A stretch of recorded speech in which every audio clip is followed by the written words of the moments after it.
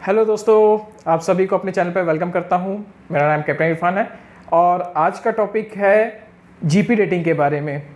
जो लड़के लोग 12th कंप्लीट कर चुके हैं और वो सोच रहे हैं कि मैं मर्चेंट नेवी में किस तरीके से एंट्री कर सकता हूं और मेरे को क्या क्या क्वालिफ़िकेशन लगेगी, वो सारी जानकारी मैं इस वीडियो में कवर करने की कोशिश करूँगा।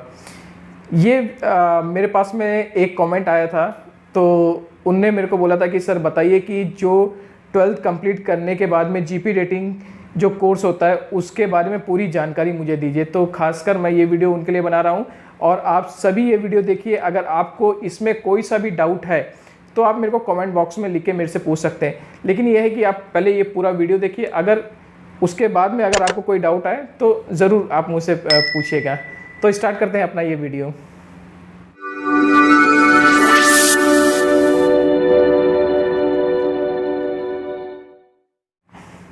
दोस्तों, अगर आपने 12th कंप्लीट किया है और मर्चेंट नेवी में जो आप आने की सोच रहे हैं तो एक कोर्स होता है जीपी रेटिंग कोर्स।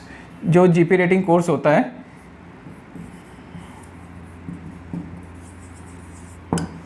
ये कोर्स जो है जीपी रेटिंग, ये कोर्स एक ऐसा कोर्स है जिससे आप डेक साइड में भी जा सकते हैं और इंजन साइड में भी आ सकते हैं। अब डेक साइड और इंजन साइड ये क्या होता है? डेक साइड और इंजन साइड और एक और होता है सलून डिपार्टमेंट।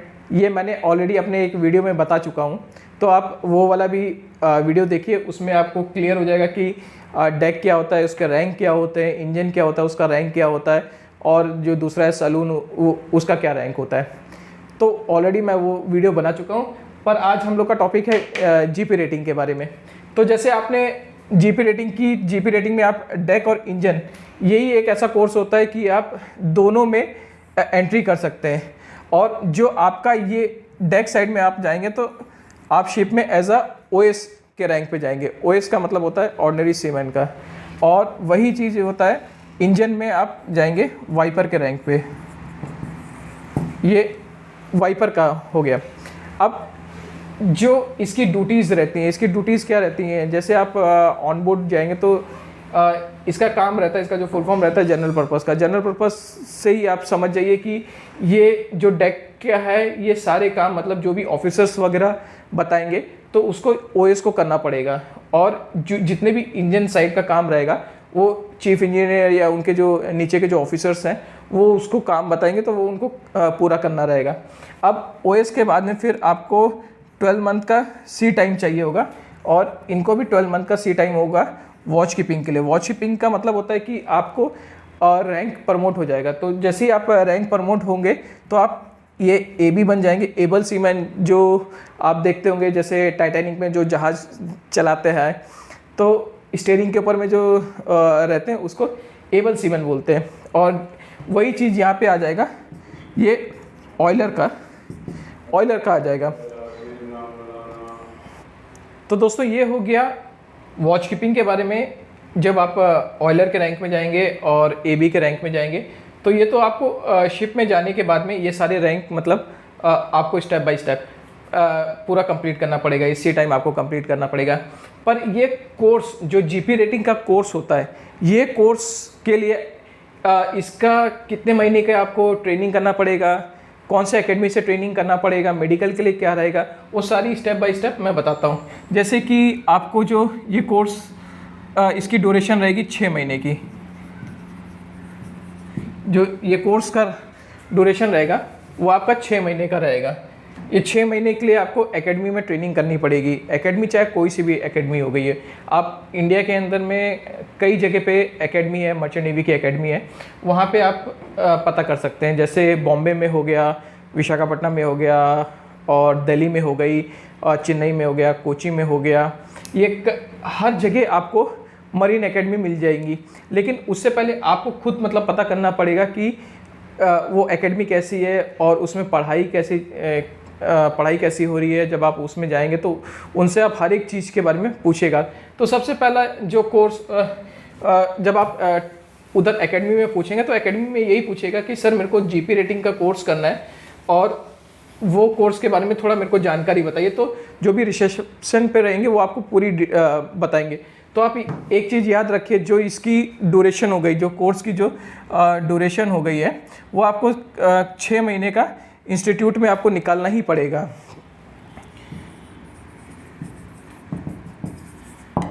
जो ड्यूरेशन हो गई वो 6 महीने की आपको इंस्टीट्यूट में वहाँ से करना ही पड़ेगा। और दूसरा आपको जो हो गया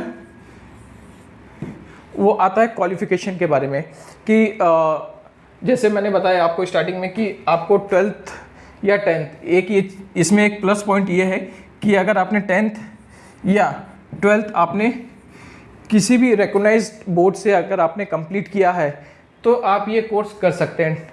और ये कोर्स में आपको कम से कम 40% मार्क्स होना चाहिए। और इंग्लिश कंपलसरी है, इंग्लिश आना ही चाहिए। क्योंकि इंग्लिश इसलिए आना चाहिए क्योंकि ये मर्चेंट नेवी एक ऐसा फील्ड है, मर्चेंट नेवी का जो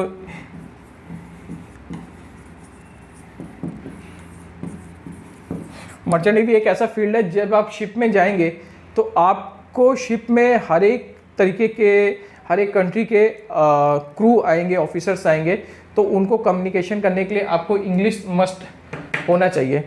हाँ, इतनी भी हाई फाई मैं नहीं कह रहा हूँ कि एकदम हाई फाई इंग्लिश होनी चाहिए, लेकिन आपको 40% इंग्लिश में आना ही चाहिए। उसके बाद में दोस्तों हो गया जैसे कि एजुकेशन हो गई, ये कोर्स की ड्यूरेशन हो गई। और अब इसमें एज ले लेते हैं कि एज कितनी होनी चाहिए। तो एज मैं बता देता हूँ, 17 साल से लेके जो रहेगा वो रहेगा 25 साल तक का। ये आपको आपकी एज होनी चाहिए। जैसे आपकी 17 साल से लेके 25 साल की एज होनी चाहिए। अगर आपके पास में जैसे कि कोई सा भी डिग्री है या डिप्लोमा है तो वो एक्सटेंड होके आपको 27 साल का वो एकेडमी वाले आपको मतलब इंक्रीज़ करके देंगे, तो आपकी 27 साल तक में हो जाएगा। लेकिन आप ये याद रखिए कि अगर आप 10th या 12th कंप्लीट करके जा रहे हैं तो आपकी एज 25 साल से नीचे होनी चाहिए। 25 साल से ऊपर वालों को नहीं लेते इसमें। और तीसरा हो गया इसमें चौथा हो गया मेडिकल का। मेडिकल का लिए क्या हो गया, अभी मेडिकल में आपको मतलब फिट होना चाहिए। अभी फिट का मतलब होता है जैसे कैंडिडेट को मतलब फिज़िकली फिट होना चाहिए शिप के लिए। जो सी सर्विस उनको अगर निकालना है तो उसको मेंटली और फिज़िकली फिट होना चाहिए। और जो आई साइड होनी चाहिए वो 6/6 या 6/6 या 6/9 चलेगा। 6/6 या 6/9 चलेगा। लेकिन एक चीज़ इसमें आप ज़रूर देखिएगा, ये आई साइड में तो 6/6 6/9 होना चाहिए, लेकिन इसमें कलर ब्राइटनेस नहीं होना चाहिए।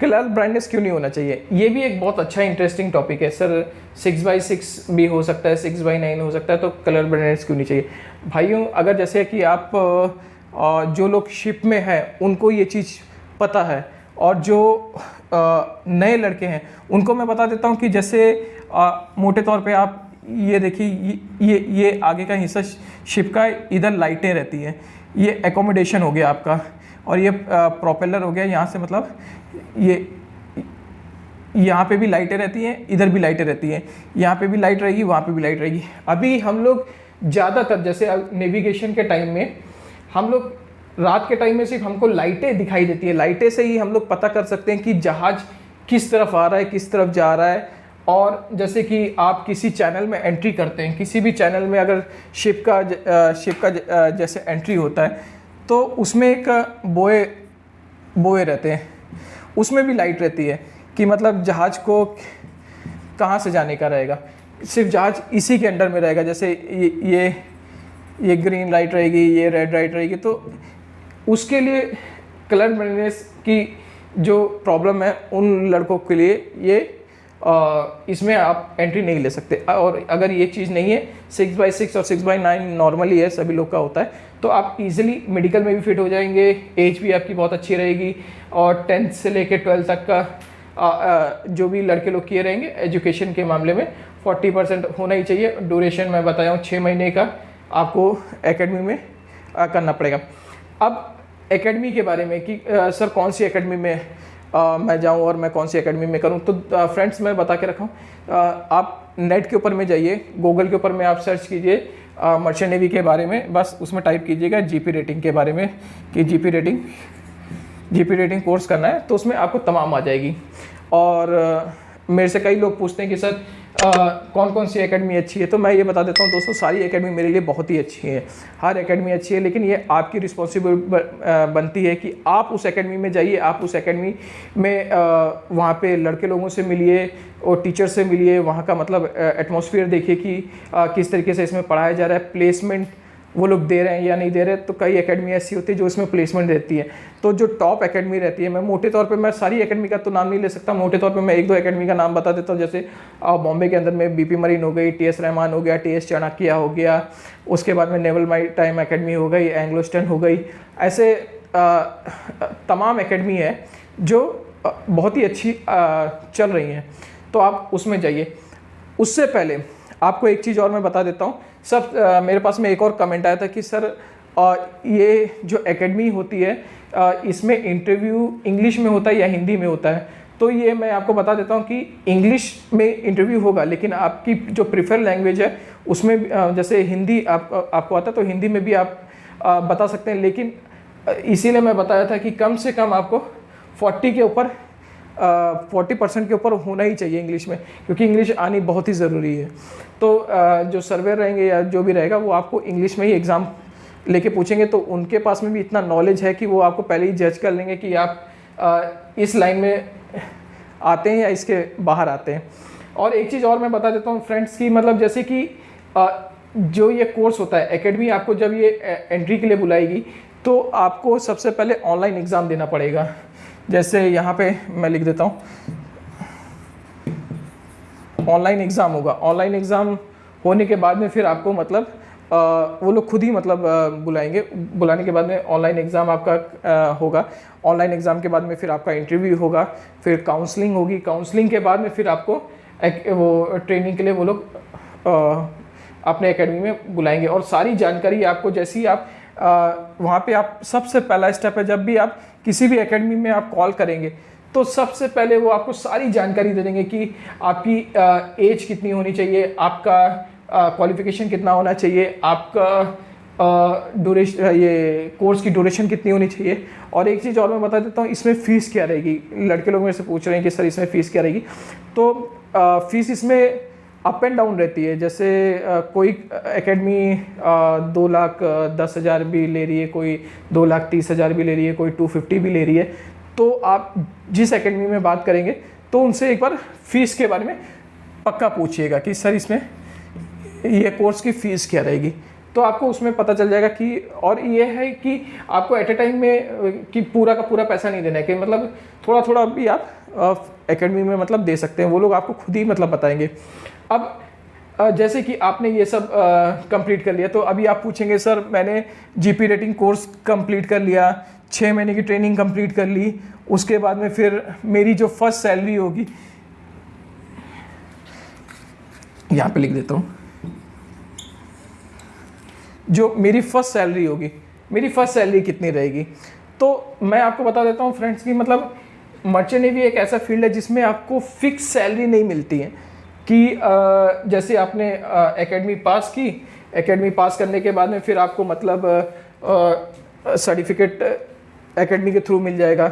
जैसे आपको सीडीसी मिल जाएगी, सारे कोर्स के मतलब डॉक्यूमेंट्स मिल जाएंगे, जैसे STCW कोर्स, और 6 महीने का जो आपने ये कोर्स किया इसका सर्टिफिकेट मिल जाएगा।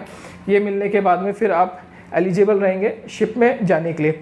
अब शिप आपको कौन सी मिलती है, जैसे मेन फ्लीट मिल गई तो उसकी सैलरी अलग है। मेन फ्लीट में समझ लीजिए कि कम से कम आपकी सैलरी डॉलर्स के ऊपर ही जाएगी, $300 से लेके 500 तक के बीच में। ऑफशोर की मिल गई तो यही रेंज पकड़ लीजिए आप। ऑफशोर में तो समझ लीजिए 300 मिल गया या 400 मिल गया, तो आपको इसी में जाना पड़ेगा। तो होप करता हूँ दोस्तों कि आज मैंने आपको जीपी रेटिंग के बारे में थोड़ा अच्छे से बताया हूँ, और अगर अच्छा लगा तो लाइक और कमेंट ज़रूर कीजिएगा, सब्सक्राइब ज़रूर करिएगा। मेरे को बहुत अच्छा लगता है जब सब्सक्राइब होता है मेरा चैनल पे, और मैं हर एक जो भी कमेंट आता है उसका रिप्लाई ज़रूर करता हूँ।